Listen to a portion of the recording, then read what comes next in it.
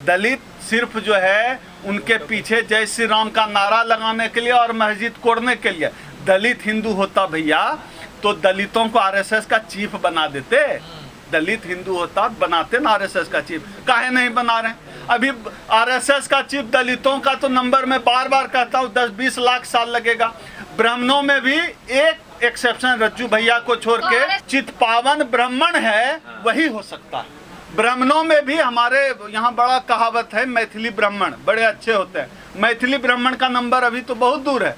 ब्राह्मणों में भी सब ब्राह्मण का नंबर नहीं आया है आरएसएस का चीफ बनने में। अम्बेडकरवाद इतनी आसानी से नहीं आएगा। देखिए आस्तिक होना बड़ा आसान है कि पत्थर पे जाके नारियल पटक दिए, अगरबत्ती दिखा दिए, बड़ा आसान है। लेकिन पत्थर पे अगरबत्ती दिखाने से कुछ नहीं होगा, नारियल फोड़ने से कुछ नहीं होगा। यह समझने की प्रक्रिया बहुत लंबी है, यहाँ तक पहुँचने में वक्त लगेगा। आप अम्बेडकरवादी जितने हैं ना दूसरों की आस्थाओं से खिलवाड़ करते हैं। देखिए हम इनकी आस्था का आचार भी ना डालें। जिनकी आस्था आहत हो जाए, हम तो चाहते हैं कि आस्था आहत होनी चाहिए। FIR 24 FIR हो चुका है और हो जाए। हम चाह रहे हैं जितनी जल्दी ज्ञान से होता है। नहीं, सब लोग नहीं बदले हैं, जो लोग बदले हैं। और ये कोई ऐसा नहीं है कि ओवरनाइट जो है पूरा देश का हर दलित OBC अम्बेडकरवादी हो जाएगा। ये एक प्रक्रिया है, सतत चलने वाली प्रक्रिया है। पेरियार, ज्योतिबा फुले, सावित्रीबाई फुले, मान्यवर कांशीराम से इस तमाम लोगों ने इसके लिए लड़ा है, तब आज स्थिति बदली है। नहीं तो कहाँ कुछ हो रहा था। कल तक तो ये चैनल दलितों की बात नहीं करते थे, आज इतने हमारे चैनल हैं, आज बात जा रही है ना। अगर 20 लाख आपका व्यू गया एक वीडियो का, इतने लोगों ने तो देखा, तो धर्म पर कोई सवाल तो उठाना छोड़ दीजिए, कोई खिलाफ नहीं बोल सकता था। अब तो सवाल उठाया जा रहा है, तर्क की बात की जा रही है। बाबा साहब के आने के बाद हुआ, ये हजारों सालों की ये गुलामी है, इतनी आसानी से नहीं जाएगी। ये लंबा संघर्ष है, थोड़ा उबाऊ हो सकता है, थोड़ा थकाऊ हो सकता है। धार्मिक भावनाएं भड़काते हैं लोगों जिनकी भावना भड़क रही है भड़क जाए। हम तो चाहते हैं भड़के भावना, जिनकी भड़कनी हो। हम बात करते हैं अम्बेडकर की, हम बात करते हैं संविधान की, हम बात करते हैं तर्क की, हम बात करते हैं पाखंड के खिलाफ, हम बात करते हैं लोकतंत्र बचाने की, हम बात करते हैं अपने समाज के अधिकार की, हम बात करते हैं अपने समाज की हकमारी के खिलाफ लड़ाई की। इससे अगर किसी की भावना भड़कती हो उसमें मेरा कोई योगदान नहीं। मोदी जी भी तो लोकतंत्र बचा रहे हैं। मोदी जी ऐसा लोकतंत्र बचा रहे हैं कि हम लोगों का आरक्षण लगभग समाप्त कर दिया। मोदी जी ऐसा लोकतंत्र बचा रहे हैं कि लोकतंत्र बचाने के चक्कर में लगभग देश की पूरी संपत्ति बेच दी। मोदी जी ऐसा लोकतंत्र बचा रहे हैं। तो हम लोग मोदी जी से आग्रह करते हैं, आप अब माफ करिए इस देश को आप बर्बाद कर चुके हैं। अब इस देश को जनता के भरोसे छोड़ दीजिए। 10 साल पहले हम ही मंदिर में सिर झुकाते थे। लेकिन जब अम्बेडकर को पढ़ा समझा तो हमने सिर झुकाना बंद कर दिया। सवर्णों को देंगे ना आरक्षण, हमारा तो खत्म कर दिया, हमारा तो खा गए, हमारा ही हिस्सा तो बांट रहे हैं, हमारा तो खा गए। निजी का मोदी जी को कौन बदनाम कर सकता है भैया? मोदी जी ने खुद ही इतना पूरी दुनिया में नाम कर रखा है। आप हंगर इंडेक्स उठा कर देखिए, आप जो है हैप्पीनेस रेट में देखिए, आप देश की GDP देखिए गर्त में जा चुकी है, अनएम्प्लॉयमेंट रेट देखिए। मोदी जी ने खुद ही ठेका ले रखा है ये सब करने का, हम लोग उसमें सहयोग नहीं कर सकते। आपने सारे इंडेक्स बता दिए, एक इंडेक्स मैं भी बता देता हूँ। पटेल साहब की OBC नेता थे बहुत बड़े, पटेल साहब की दुनिया की सबसे ऊंची मूर्ति बनवा दी। बिल्कुल, और भी बनाएंगे। अभी एक जो मंदिर बन रहा है ना, वो उससे भी ऊंची बना देंगे। उस 100 साल तक उससे ऊंचा कोई नहीं बना सकता, लेकिन मंदिर बनाएंगे। वो हमें वाइस चांसलर नहीं बनाएंगे। वो इस देश के SC ST OBC को प्रोफेसर बनने का मौका नहीं देंगे।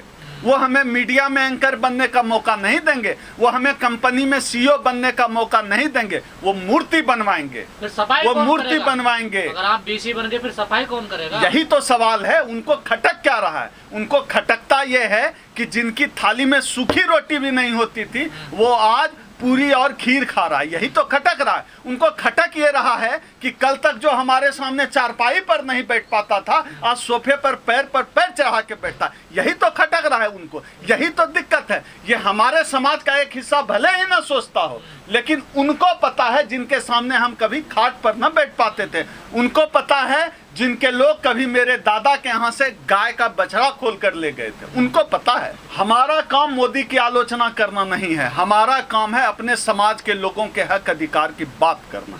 हमारा काम है इस देश के लोकतंत्र की रक्षा करना।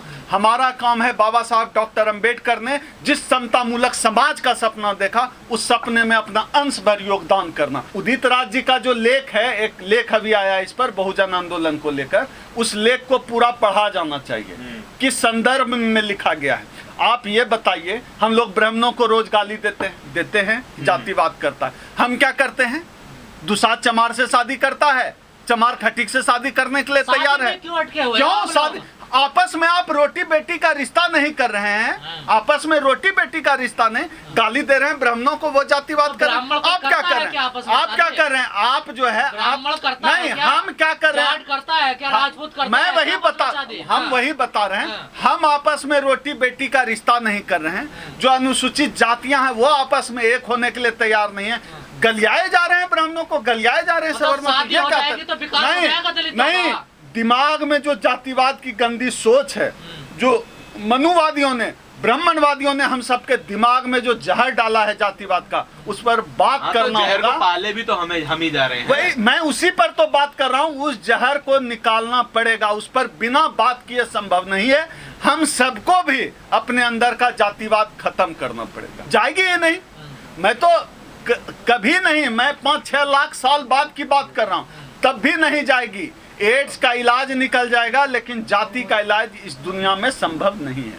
अंबेडकर की बात करें, संविधान की बात करें, बाबा साहब का जो लिटरेचर है वो पढ़े, समता मूलक समाज की बात करें, संविधान में जो अवसर की समानता की बात की नहीं। पढ़ने का क्या मतलब है कि प्रैक्टिकल में लाना है ना उसको। संविधान पर बात हो ना। संविधान क्या कहता है?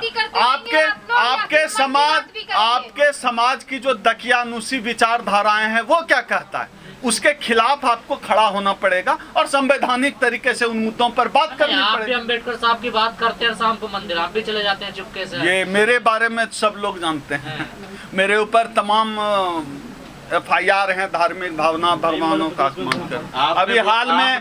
अभी हाल में ब्राह्मण महासभा ने भी मेरे ऊपर मध्य प्रदेश में एक वो पुलिस केस कर दिया है धार्मिक। तो वो चलता है। हम उनकी दुकान बंद करने वाले कौन होते हैं? हम तो अपने समाज के लोगों को कहते हैं कि भैया तुम वहां मत जाओ। अरे उनका कस्टमर खा रहे हो आप। अब ये उनको लगता है तो ठीक है, लेकिन वो हमारे लोगों को खराब कर रहे हैं। हमारे लोग संविधानवादी होने चाहिए। अर्चना गौतम का आपने तब भी विरोध शुरू कर दिया। नहीं अर्चना, मैं तो एक इसका दूसरा पहलू भी है। अगर कोई दलित जाए किसी मंदिर में, किसी धार्मिक स्थल में, तो लोग बताता है जूते से पीटा। मुझे बड़ा दुख होता है, सिर्फ जूते से क्यों पीटा? जूते से पीटा तो फटे हुए जूते से पीटा कि नहीं पीटा? तो दलितों का मंदिर लोकतंत्र संसद है, मंदिर वो धार्मिक मंदिर नहीं है। दलित तो पहले हिंदू ही नहीं है, मैंने अभी आपको बता दिया। तो आप भैया, आप दलित हिंदू ही नहीं। श्री राम का नारा कौन लगाता है? नहीं, दलित हिंदू है ही नहीं। दलित राम यही तो लेके निकलता है। यही तो कंफ्यूजन है कि दलित हिंदू है ही नहीं। नहीं, हम कौन होते हैं लड़ाने वाले? हम तो मैथिली ब्राह्मण को, कानकुब्ज ब्राह्मण को और जो ब्राह्मणों की जो अलग अलग प्रजातियां हैं उनसे कहना चाहते हैं, भाई तुम भी बनो कभी RSS का चीफ।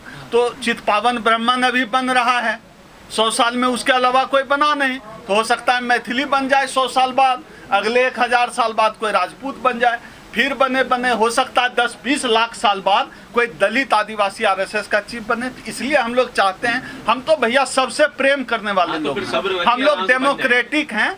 RSS का चीफ अभी चितपावन ब्राह्मण है, और भी ब्राह्मणों को मौका दीजिए। अभी उन्हीं में मारामारी मचे थोड़ा। जाति खोज ली आपने? नहीं, हमने नहीं खोजी है। हम खोजने वाले, जाति का न निर्माण हमने किया। हम तो जाति व्यवस्था के पीड़ित लोग हैं। अगर हमने जाति खोजने का काम किया होता, जाति बनाने का काम किया होता, तो हम तो ऊपर रहते। हम तो 4 में भी नहीं हैं, हम तो 4 से भी नीचे पंचम वर्ण है। हमें पंचम वर्ण अस्पृश्य कहा गया। तो हम तो उसमें है ही नहीं। हम कौन होते हैं जाति खोजने वाले?